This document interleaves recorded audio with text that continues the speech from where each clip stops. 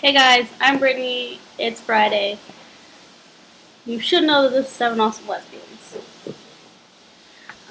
This week's topic was chosen by Megan, and it is your process of transitioning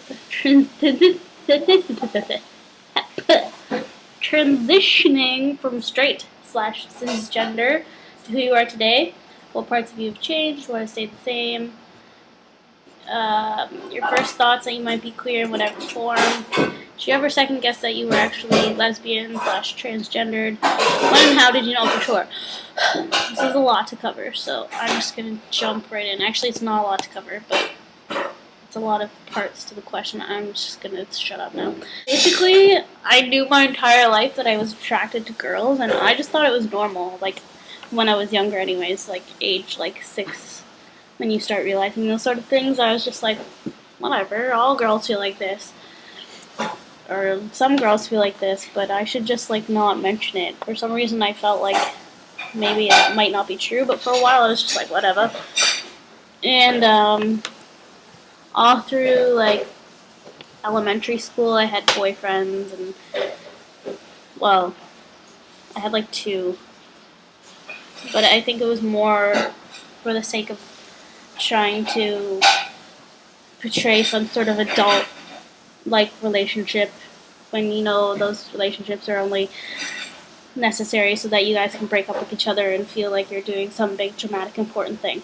But anyway, yeah, so I had boyfriends, and I had always had this little sort of secret in the back of my head, ooh, that girl's pretty, I'd like to grow up and marry her, or something like that. I always had that in the back of my head, but I never heard any of my friends talking about it, so I just kind of kept it to myself. And for a while, it wasn't really a big deal because I was younger. There was more important things like playing sports or gossiping or something like that. It wasn't until 8th grade when I was really oh my god, what do I do? Because I had all these teachers, and I was like, you're hot. So are you. You're all girls. I remember 2 teachers in particular that I was just super attracted to. And then I was like, yep, I like girls, but I'm definitely not telling anybody. And for a while, I was like, okay, I know that I like girls.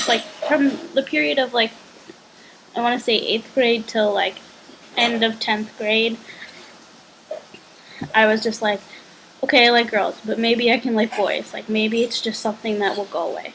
So I had a boyfriend in the 9th grade, and he was really sweet and a nice boy, and he hates me now because I broke up with him and turned into the gay girl. But he was really sweet, but I was just like, why am I doing this? I'm not even attracted to him. I'm just doing it for the sake of having a boyfriend because everybody else wanted me to have a boyfriend. Broke up with him, never had another boyfriend, and I was just I already knew. I knew that I was gay, and I knew that I really wasn't at all attracted to boys. So I went through all of high school being in the closet because that was just easier for me, and I knew that those people were just too judgmental for me to be able to come out and have an enjoyable high school. So I just sort of left it, and it really wasn't an important thing for me to come out in high school because I don't know. I don't know. I just didn't feel like it was something I had to do in high school. But when I got to university, I told everyone I was bisexual because it was an easy stepping stone. And I didn't want to seem too harsh. And I didn't want to get harsh reactions from people because I was literally scared. So I just told everyone I was bisexual. And eventually, after I just started hooking up with girls and never hooking up with boys, even when the opportunity arose, people were just like, yeah, so you're gay. And I was just like, yep. I'm a flaming homosexual. That's basically it. I really just went my entire life knowing that I was gay and then coming out officially first year in university. That's really how it went. Coming out to everyone. Most of my close friends already knew. So yeah, that's how that went. And what other questions are there? What parts of you have changed? I'm definitely a lot more confident with who I am.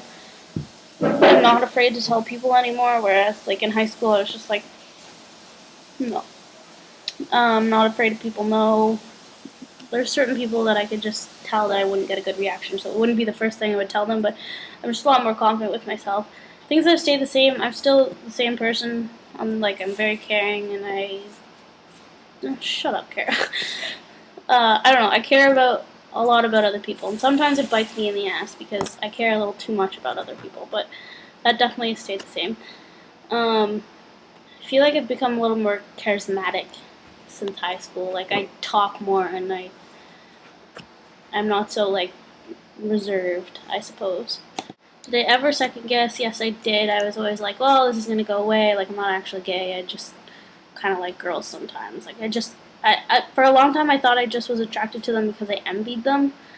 And, like, I wanted to look like them, or I wanted to be like them, or I wanted to act like them. But then I was like, nope, I want to sleep with them.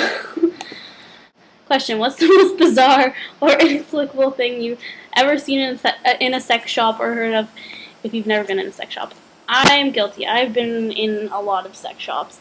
One time, I went in with my girlfriend and we were shopping, and there was this really odd sort of, it was like a strap-on. Okay, for those of you that don't know what a strap-on is, but I think that most of you do, it's like a penis that you strap onto your pelvic area. Except this particular strap-on was one that went on your head and around your chin, and then the penis just sort of stuck out like this. So you're basically just like...